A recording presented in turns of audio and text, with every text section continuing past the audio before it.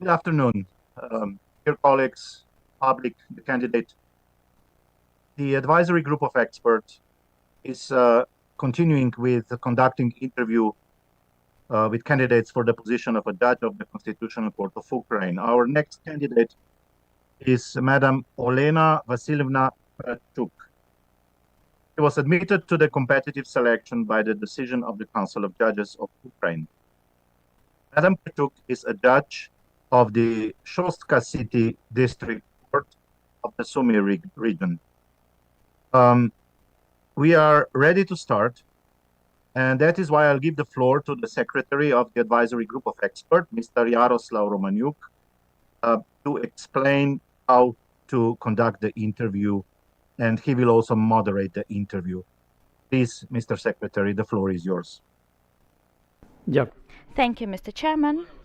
Olena, today all 6 members of the AGE are present in the interview. First of all, our chairman, Aleš Zalar.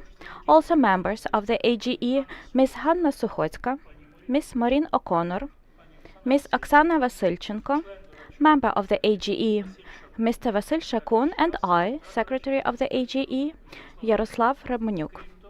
Also, during the interview, we have 3 deputy members of the AGE present. Mr. Marek Zubik, 4 deputy members of the AGE, Mr. Thomas Griffith, Mr. Vitaly Machinchuk, and Mr. Volodymyr Kozmenko.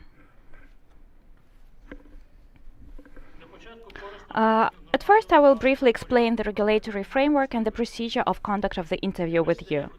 Interview is one of the mandatory stages of evaluation of the criterion of high moral qualities of candidates. The purpose of this interview is to provide to you, as a candidate for the position of the judge of the Constitutional Court of Ukraine, with the possibility to try to refute those doubts that maybe the AGE has with respect to your compliance with those high moral qualities that are required for the position of the judge of the Constitutional Court of Ukraine. You've already had the possibility to communicate with the AGE, and we are grateful for your responses. We've sent you a range of questions, and you've provided answers to those questions, and you've helped us to study you as the candidate thoroughly. In connection with this, I have to warn you that today you do not have the possibility to provide information, documents, or materials which we requested you to provide previously, but for some reasons you did not do that, or on the contrary, that you would like to provide today, or to provide some materials or some documents about which we did not know in the past. So thereby you've deprived us of the possibility to analyze them. At the same time, we can make an exception if we determine that such an exception is justified. Also, I would like to inform you that our interview is being recorded and broadcast live on the resources of the AGE and at the website of the Constitutional Court of Ukraine. Therefore, I would like to draw attention of the members of the AGE and of you as the candidate, Ms. Olena, that in case it is necessary to use some sensitive data or information with restricted access, we will interrupt our live broadcast so that such information would not be disclosed outside of the premises of this room. The duration of the interview is approximately 1 hour, according to our plans, so please provide answers to our questions concisely, shortly, and on the essence of the questions asked to you, and please try to give each answer up to 3 minutes.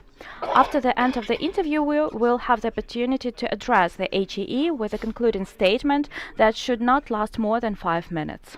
Is everything clear to you? Yes. Can we start? Yes. So this way we are starting our interview with candidate for the position of the judge of the Constitutional Court of Ukraine, Prachuk Olena. Rapporteurs under this candidate are members of the AGE, Ms. Hanna Sukhotska and Ms. Oksana Vasilchenko. Please, the co-rapporteurs, the floor is yours. Olena Vasilyevna, probably you've paid attention to the fact that the AGE has been quite thorough in analysis of closure of proceedings due to expiration of the term for imposition of an administrative sanction under cases on administrative offenses under Article 130 of the Code of Ukraine on Administrative Offenses. You confirm that as a judge of the Court of the First Instance, during the period of 2012 to 2024, you had 20 cases like that, under which proceedings were closed due to the expiration of the time limits for bringing the perpetrators to justice. The AGE is paying special attention to two cases. I mean those cases that you considered after March 17 of 2021, when the administrative sanctions for such offences had to be imposed within 1 year since the date of its committal and not 3 months as it was before that. In your responses to the written questions of the AGE regarding reasons for missing such deadlines, you mentioned different reasons, like failure of the offender to appear in court and motions of the offenders regarding involvement of the defense attorney and failure of witnesses to appear, intention of the offender to engage attorney, is illness of the offender, business of the attorney in another proceeding, and the judge being busy in another proceeding and being on a business trip and vacation. And you also mentioned the martial law in Ukraine. Can you please tell us, do you have anything to add in support of those explanations that you provided in writing? Microphone? Please switch on the microphone. I've tried to explain the reasons in detail, given that this category of cases does not set out logbooks or minutes, so I've provided reasons. When you asked one, there was no reference to the reason in the case itself. Basically, everything that I tried to explain there is as detailed as possible, in my opinion. If you have more detailed questions, I will answer them. I will clarify. Can you please tell us, were there instances when the reason for missing a deadline was the unsatisfactory organization of working hours by you as the presiding judge, or of the work of the judge's office that you coordinated? Unsatisfactory, I can't say that, because it depends on the number of judges which we have right now and on the workload that we have. I've provided information about the workload that I have. I've provided information according to the regulations of the Council of Judges as to the workload that we should have and the number of judges. In particular, we should have at least 16 judges in our court based on the number of cases that we receive, but actually we have 3-4 judges now. So, based on the number of cases that I had in my proceeding, and given that I'm the investigative judge and the judge regarding juvenile cases, I'm also the president of the court. Our judges are investigative judges for 3 districts, and besides, our court considers the cases of Serednobutsky court. So I've tried to organize my work in view of all of these circumstances.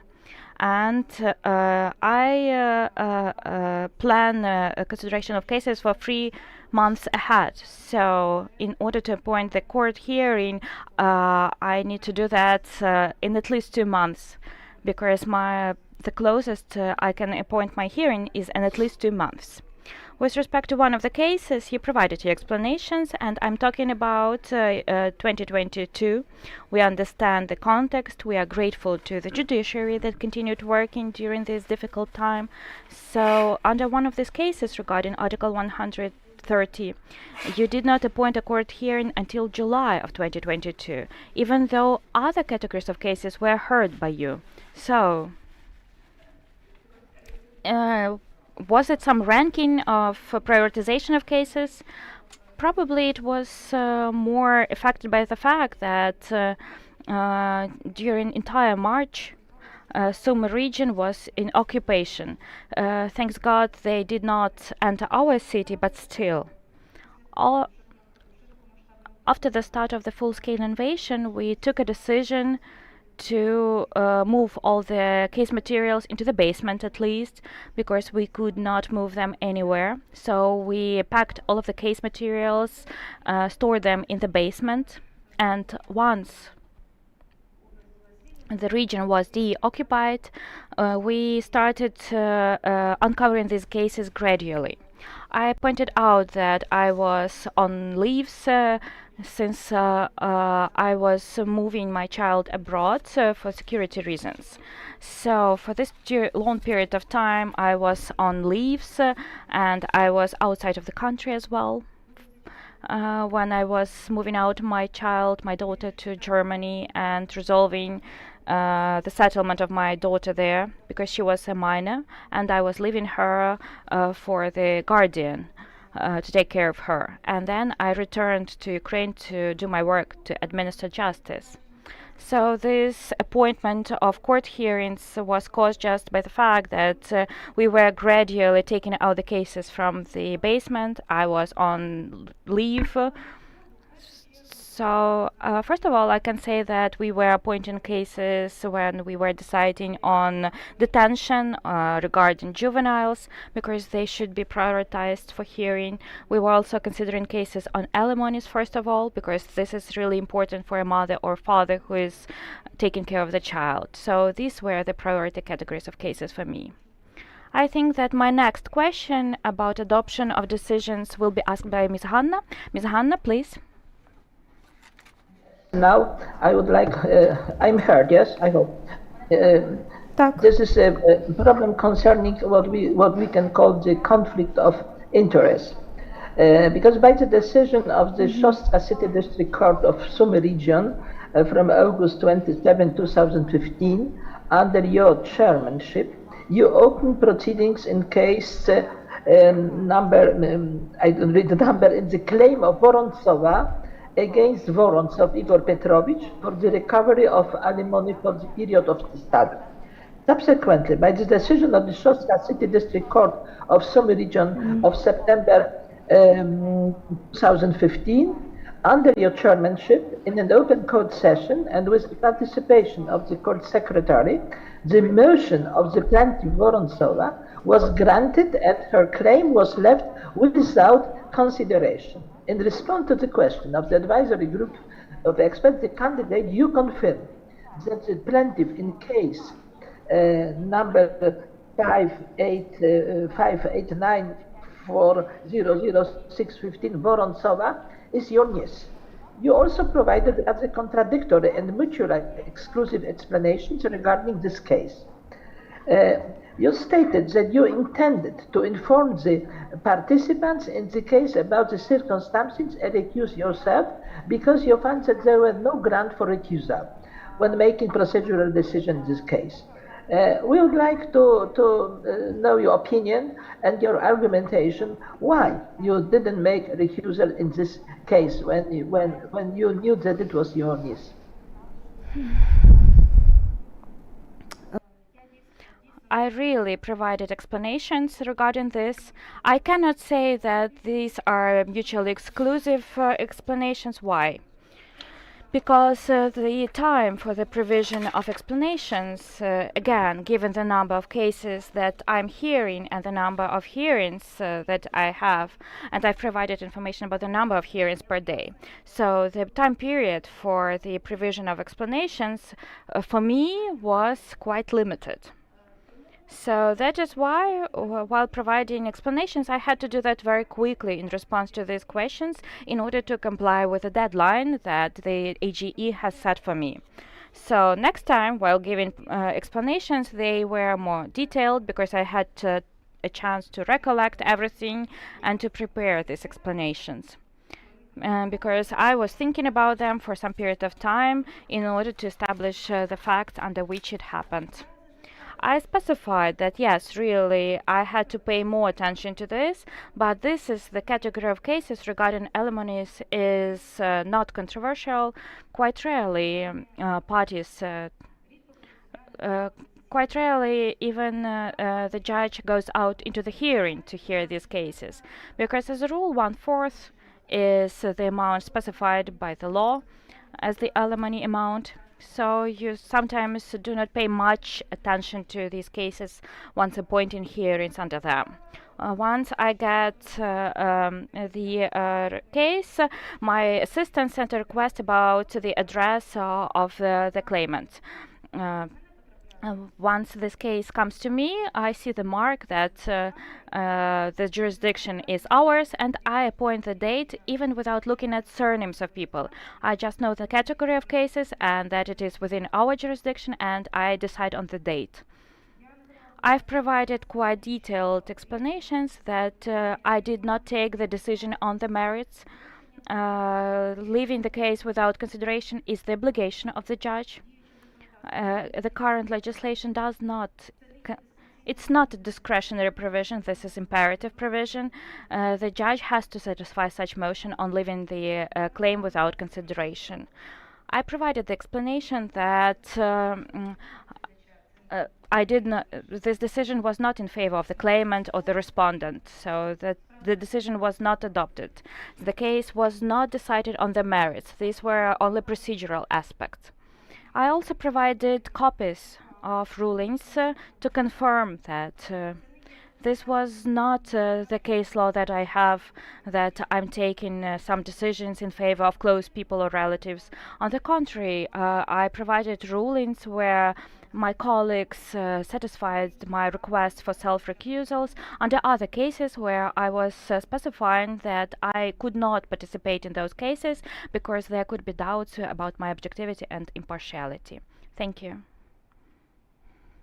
But you know, as a judge, and being a judge, you know it very well that you have exactly pay attention what type of documents you have in front of you. And then when you said that you didn't pay attention, who is how to say plaintiff and how is the composition of the persons which you will judge. So I think that maybe it is not the best condition for being totally impartial or independent. So for that reason, we had some doubts concerning this conflict of interest here in this case. Even and finally, you tried to explain us that it was not in favor of them, but you know, making the case, you have to be, how to say, much more independent and not involved in the case. Thank you. Yes, thank you for this comment. I would like just to explain that sometimes I have 50, for example, cases for appointment for consideration per day, and you know, you have to do that quickly, and it also takes time. I'm grateful for your comment because further in the future I will be more attentive and I will pay more attention in order to avoid such issues, because for me and my reputation it is very important. Thank you. And during the other it happened in 2015. Since then, you've never had such issues? As far as I remember, no, that was the only instance. I provided copies of decisions where I recused myself, where I saw some possibilities for doubts. I provided just a share of such self-recusals. It was just for example.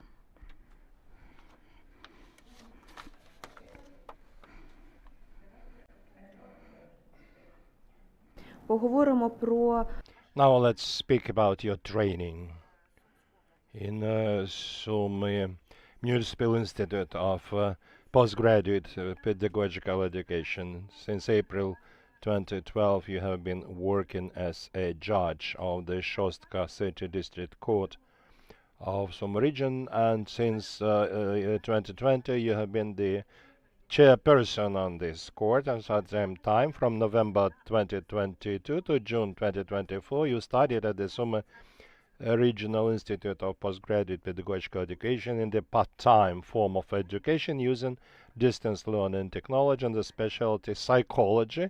You have received the diploma, and we requested the institute about their schedule of studies, their curricula, and from your explanation, from the answer of the institute, we see that the leave of absence in connection with your studies and preparation of a diploma paper you took in from May 24 to June 24.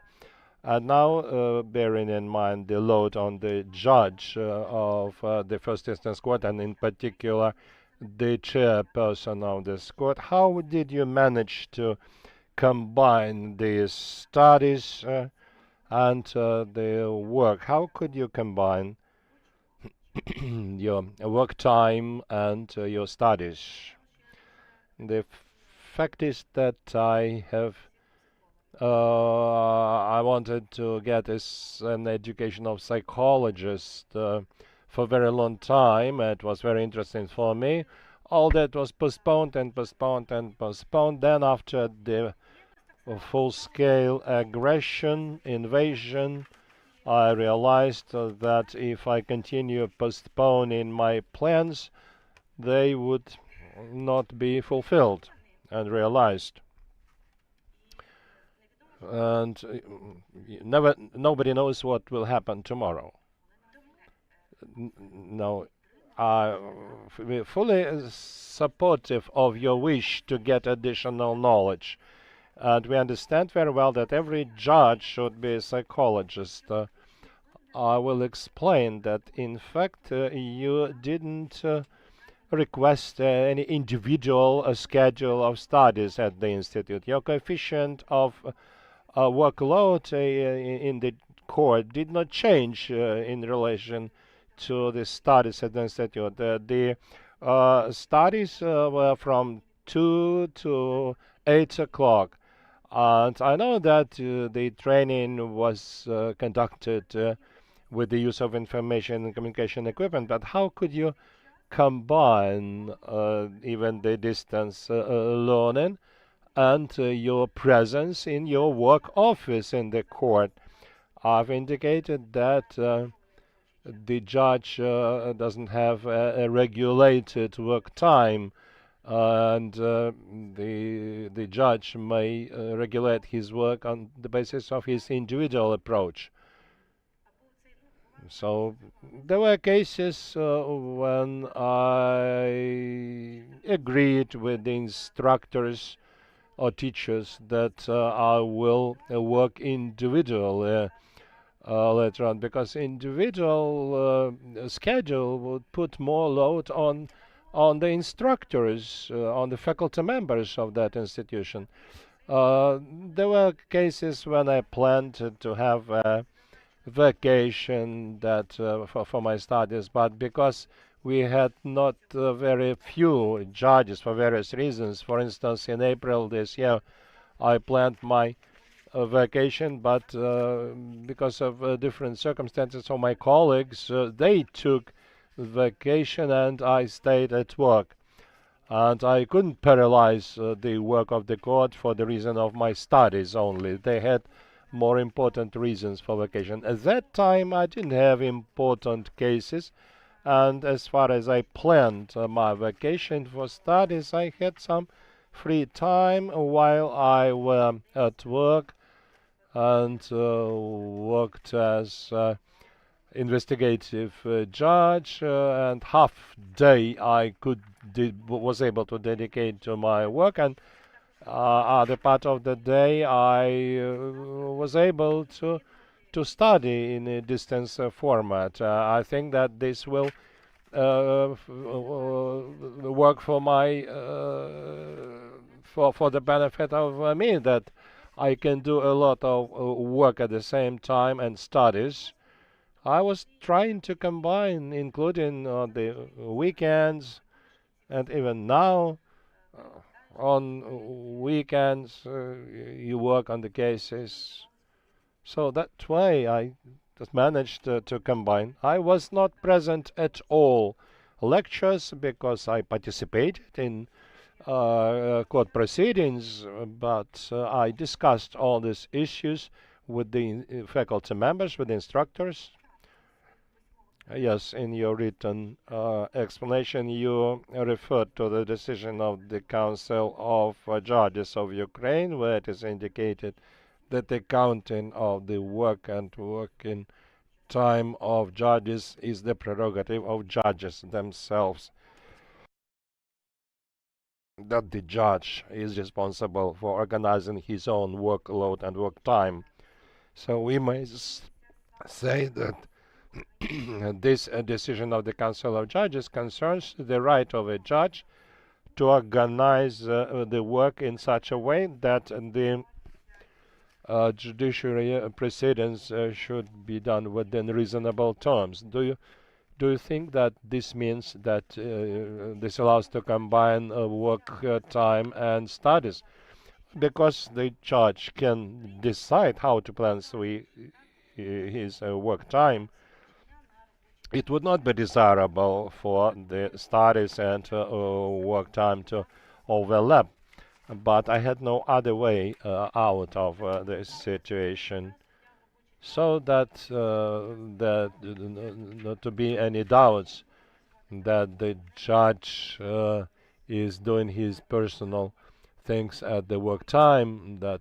But I didn't have any other way to combine my studies, and I had to help and assist my colleagues and to work, and I had no other way to realize my dream of studies. Hanna, the floor is yours. The question concerning your motivation.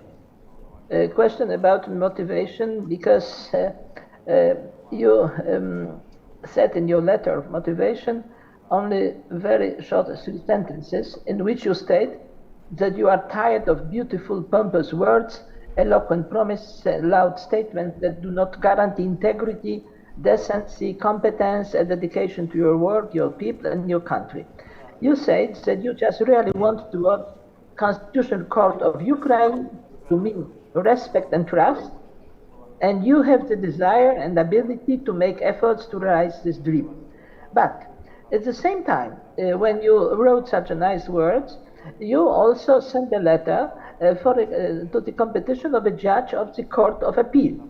And your motivation letter is quite extensive. Among other things, you state that you are firmly convinced that you can make a significant positive contribution to the work of the appellate court. So for that reason, now there is a question, yes, which of these two competitions is a priority for you? You would like to be in both is impossible, yes? Well, so what is the priority was on the first plan?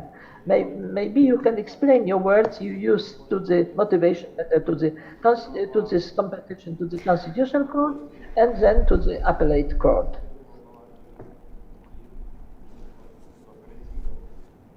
Я думаю, це моє право реалізуватися. I think I have a right to realize myself as the judge of the appeal court and the higher instance constitutional court. It's not prohibited for a judge to participate in a number of competitions. So I think I have the right to participate and realize myself either as a judge of appeal court or a judge of constitutional court. Let's model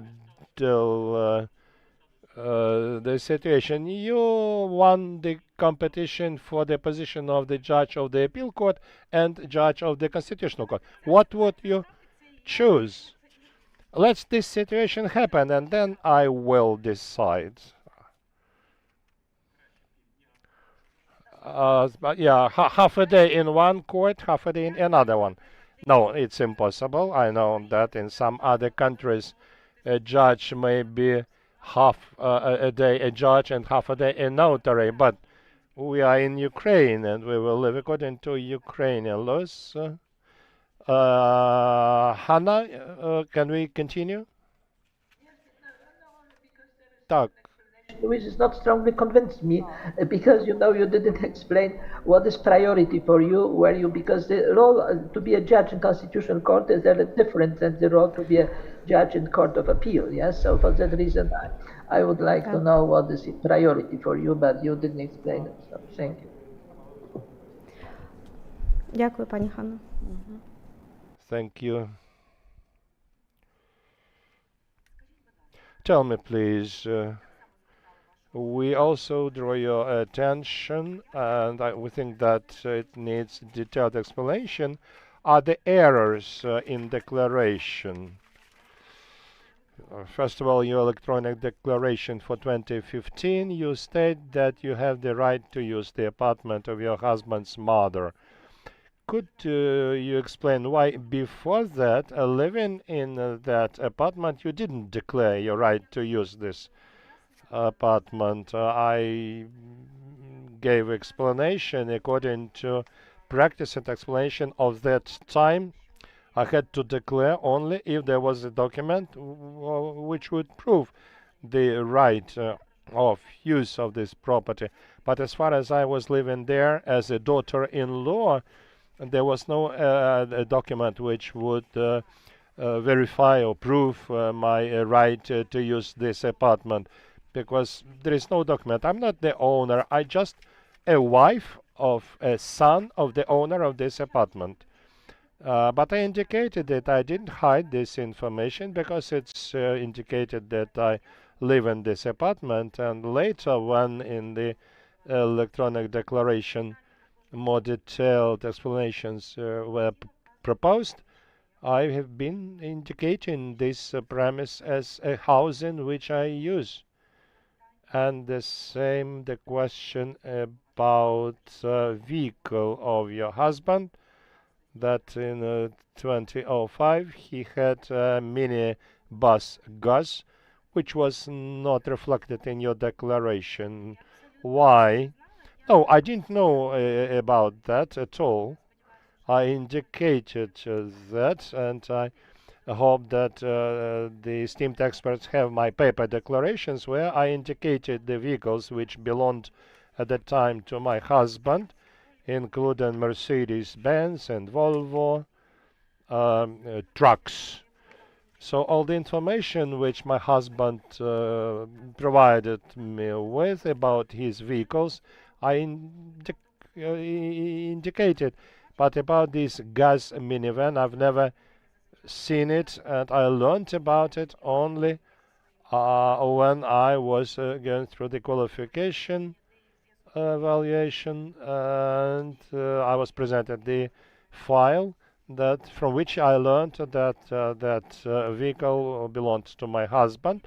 As my husband told me, he practically didn't use it, and he gave it to another person, and he doesn't know where this vehicle is.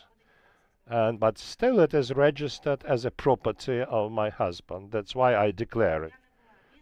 I didn't know about it.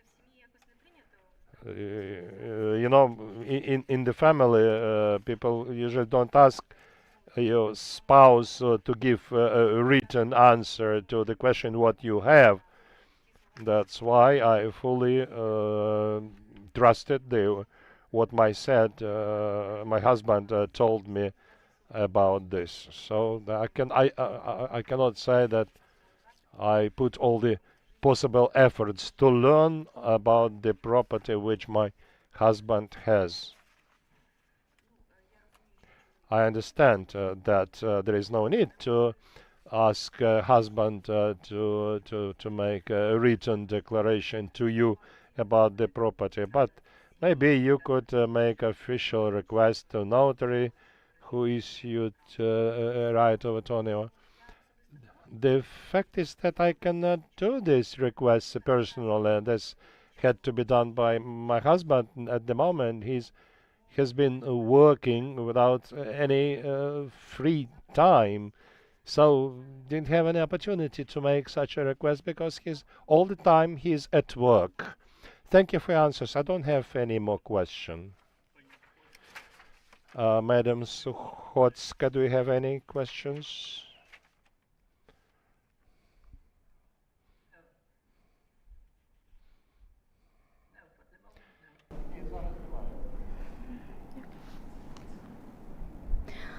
Шановні колеги, чи є Dear colleagues, do you have questions to candidate Prachuk from other members of the group of experts?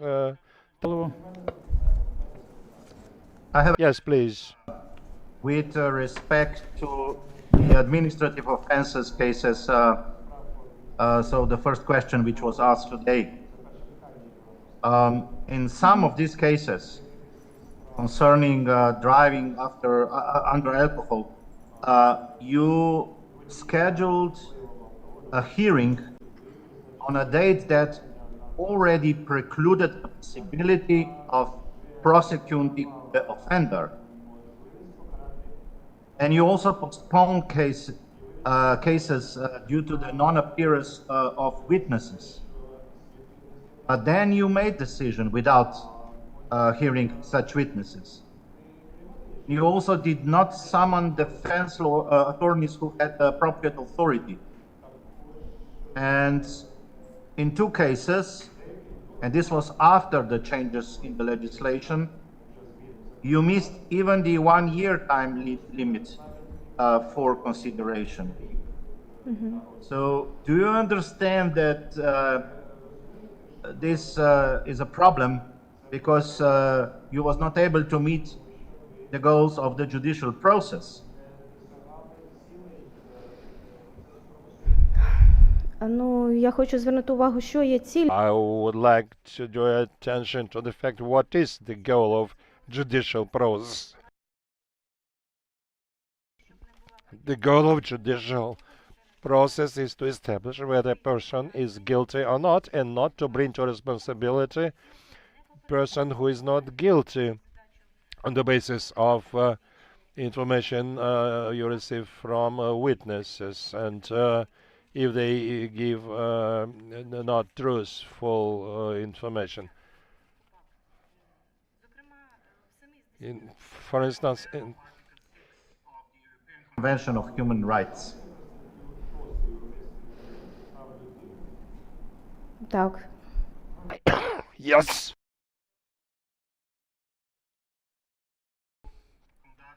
Within the reasonable time.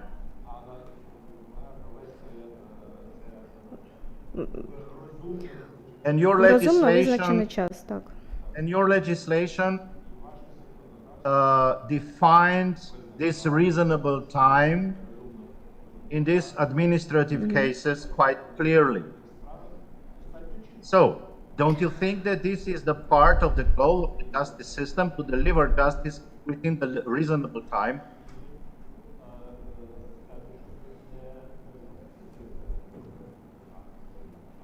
Я завершу свою думку про світ. I would like to finish my thoughts about the witnesses from my experience. On such cases, in 7 out of 10 cases, the witnesses who appeared in the court indicated that they didn't know that person. The police officer asked them to sign the protocol, and they didn't know anything at all, just signed because policemen asked them about it. So, understanding from my experience, these explanations attached to the report became a ground to summon these witnesses and to clarify what really happened there. Unfortunately, back then, the short period of time was 3 months, and given the workload that I mentioned, sometimes I could not even appoint the court hearing within this determined term. Besides, unfortunately, summons to the court are posted sometimes, and it can last up to 10 days, because in our city we do not have sorting centers, so this post is sent to Konotop, then it's returning, that the postman is bringing out the summons, so it is very difficult to summon everyone within the short period of time. Why I postponed it beyond the term? Because I realized that I could not summon the witness, and in order to appoint the court hearing within the term, I had to undermine other cases, and I had to inform other people, probably your case is not important, so I will appoint this case. Then that does not correspond to the interests of justice, and this violates rights of those people whose cases were already appointed for consideration. With respect to the legislation, it would be great if these offenses taking into account the case law of the European Court of Human Rights, which says that this is the criminal offense in view of the severity of sanctions envisioned for these offenses. So it would be great if our legislators could introduce respective amendments so that judges could safeguard themselves against such situations. Because when it is a criminal offense, then the presence of the persons is mandatory, and the court cannot consider the case without the presence of the offender. Besides, in the criminal proceeding, we have the recording of the court hearing. Besides, there the person can be subject to interim measures, for example, enforced appearance of the person or the witness. There, prosecution should be supported by the prosecutor, and all judges of the first court and I would be happy to see these amendments to the Code of Ukraine on administrative offenses that is older than me, probably. So therefore, we work in the context that we have, unfortunately. I cannot physically undermine consideration of another case in order to appoint this case. You know, you can always initiate procedural or other substantive law changes, but as long as the applicable law is in force, you should abide to the law, you should respect the law. That's what is expected from every judge, in particular from those who wish to serve at the Constitutional Court. That's just my remark. I don't have further questions. Я розумію. I understand. I'm really grateful for this comment. Please pay attention that this category of cases is also not subject to cassation appeal. So there is no case law that is established by the Supreme Court how to act in some situation, so that could be guided by this case law of the cassation court. And the case law of courts of appeal is quite diverse. Do other members of the AGE have questions? Ms. O'Connor, yes, please. Thank you. Thank you very much. A couple questions ago, some statement that you made caught my interest. We were talking about the cases that were related to alcohol abuse, driving, under the influence. And you made a statement because the situation that was described by our president of this AGE panel mentioned that you had a case and the witnesses weren't there, but you disposed of the case anyway, okay? And you said that about 70% of the witnesses, I got the impression you said, are there because the police officer took their name, they were on the scene, they were on, and they are brought into court because the police officer wants them to come into court because of their proximity to whatever the offense was taking place. Do you start out thinking that 70% of the witnesses are unreliable or reluctant witnesses in these types of cases?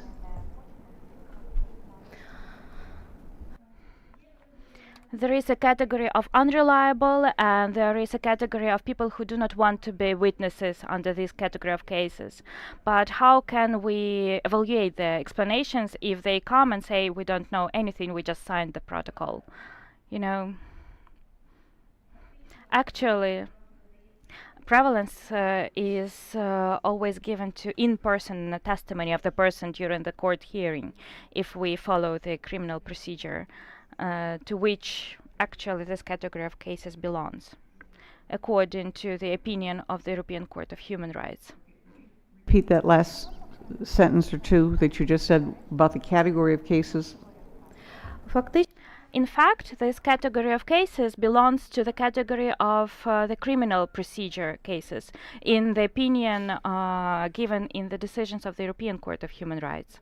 So, according to requirements of the criminal procedure, a judge takes in-person testimonies from witnesses, so that evidence that is gathered during the pre-trial investigation is not relevant for the court. The judge has to listen to experts upon motions of the parties, to witnesses, and to the offender during the court hearing.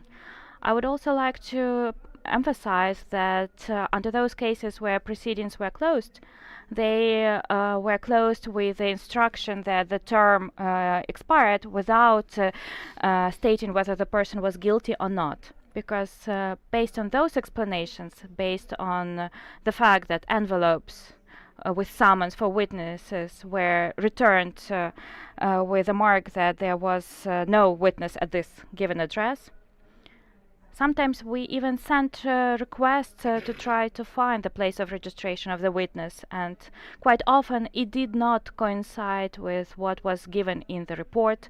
We were sending summons to other addresses provided to us by registration bodies upon our request. So,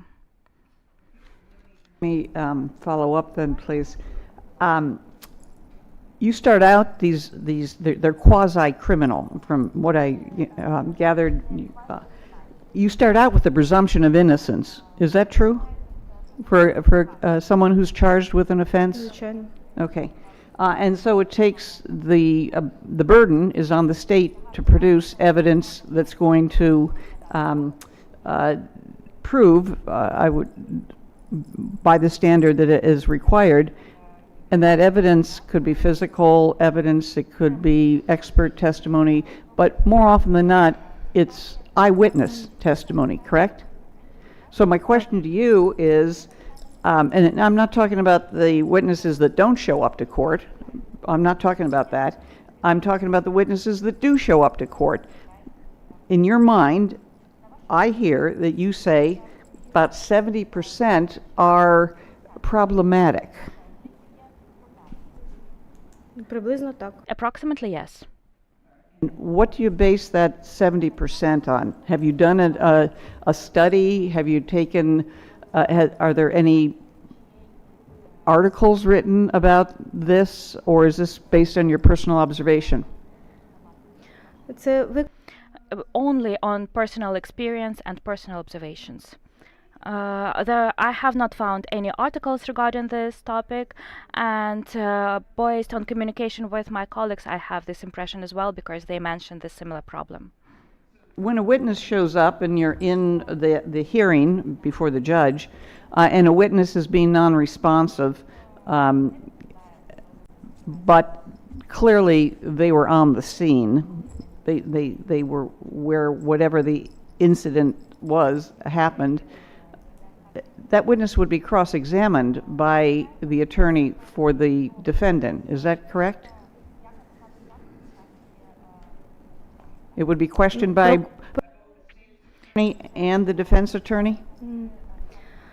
прокурор не Prosecutor does not take part in this category of cases. That participation of the prosecutor is not envisioned for this category of case.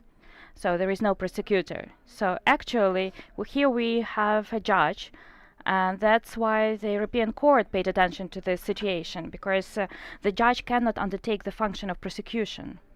So we have the defense counsel, we have the judge, but we do not have the prosecutor in this category of cases. So we have no one to cross-examine the witness. ну звичайно. Yes, of course, the judge has the right to ask questions to the witness when, and these testimonies have to be convincing and should not cause any doubt. But if the person says, I just signed the protocol just to be released quickly, I did not come up, I did not see what was happening, I did not even see whether the driver was drunk or not. These are like verbatim quotes from our testimonies of witnesses, unfortunately. Дякую. Thank you. Do we have any other questions? Будь ласка, I have пане also one. I would like to be back to your role as a judge in how to say registration of cases, because you said that in some cases the secretary improperly proceeds the cases. and then you had no knowledge about the cases. And I would like to ask you, what is your role? I also put the question previously, when I asked you in these cases concerning conflict of interest. What is your role? You should maybe be much more, the judge should be much more aware, yes? What is the proceeding, how it is organized, yes? Not only taking what secretary prepared. I would like to know what is your opinion on the role of judge in this situation, such a situation, because it's not only responsibility of secretariat in some cases. The procedure. If now we are talking about this specific category of civil cases, right? Because I also consider cases on administrative offenses, I consider criminal cases, I consider cases as an investigative judge, and this is a completely different procedure. I would like to clarify. Now we are talking about civil cases, right? I have not heard. Are we talking now about civil cases? That is in the context of the case on alimonies. Okay, now about civil cases. As I've mentioned, if an individual is given as a respondent, then Because we Про цивільні справи. First of all, it is decided whether this case is within the jurisdiction of our court. In order to define that, we send a request to the Center on Administrative Offenses Services in order to establish the place of registration of the individual. Now we are not talking about other categories of cases. Now we are talking about only this category. Once we get the response from this Center on Administrative Services, we also check whether the court fee has been paid. Sir, because I put the question following the question of the chair. It was the question concerning drunk cases, but I only gave you example of the previous case that you also said that you were not involved in it. So for that reason, I would like to know how is the role of judge in such a cases, like for example the drunk cases, because you said that it was everything done by secretariat, yes, and then you were not on time. Ну, Cases on administrative offenses, under these cases, materials are transferred to the judge, and the judge appoints the date of the court hearing, and the parties are summoned. We can check whether this case belongs to the jurisdiction of the court, because cases can be considered at the place of residence or at the place of committal of the offense, and then the case is appointed for hearing. This is about administrative offenses. We determine the date, place, and time, and the secretary sends summons to persons. If we're talking about civil cases, then the procedure is slightly different. As I started explaining, we check jurisdiction, we check whether the court fee has been paid. The assistant is doing that, puts the mark ++, jurisdiction is ours, the court fee has been paid. And if the assistant has doubts or questions about the court fee, about the jurisdiction, the assistant comes up to me and says, I have a question about this particular case. I, as a judge, decide on the date, I appoint it for hearing, and I hear the case on the merits. There are preparatory moments which do not require direct, detailed participation of the judge in the process. I understand the concerns of experts. I've made conclusions for myself, and these questions have also given me sort of the possibility to have a fresh perspective on some aspects. Do we have any other questions among the AGE members to our candidate Prachuk? I have a question. Yes, please, Vasil. Can you please tell us? You received second higher education. Who paid for your studies? I personally was paying. What was the amount? What was the tuition fee? About 20,000 hryvnias per year. 20,000 hryvnias per year. 24,000 per year. Something like that. Okay. Which transport did you use to come here, and who brought you? I came by train. By train. electric train. Do we have any other questions? No? Then we are ready to complete our interview with candidate Prachuk. Ms. Olena, as we have told you at the very beginning, now you have the possibility to address the AGE with your concluding statement, and it should not last more than 5 minutes. Please, the floor is yours. I'm really grateful to the experts for this opportunity to talk to you. I understand that it's a difficult choice. You have some doubts. You have my explanations. Maybe from the perspective of experts, my explanations are not convincing enough. I would like to say that you've seen my declarations, my lifestyle. My level of life corresponds to my income. Over these years, I've tried to work, proving that I do not avoid my work. I'm not trying to delegate my work to someone else. With respect to the question about my preferences regarding the Court of Appeal, I have huge experience. This is what I know. With respect to the Constitutional Court, that is something completely new, but I would love to develop further. I want to move further, and I want to learn new things, and I want to develop in slightly different spheres, not merely as a judge under criminal or civil cases. I would like to point out that maybe some of my emotions are caused by the fact that our court has been damaged recently because of the airstrike. Right now, it is in a critical condition. That's why I would like to thank you for attention and for the possibility to talk to you. For me, this is a really valuable experience because, as I would like to point out, I've considered some issues from a new perspective for myself. Thank you, everyone. Thank you, Ms. Olena. Thank you for your answers to our questions that the AGE was interested in. Now I'm announcing the interview with a candidate for the position of the Judge of the Constitutional Court of Ukraine, Prachuk Olena Vasilyevna, as over. Ms. Olena, please leave this room. Let us discuss. Thank you, everyone.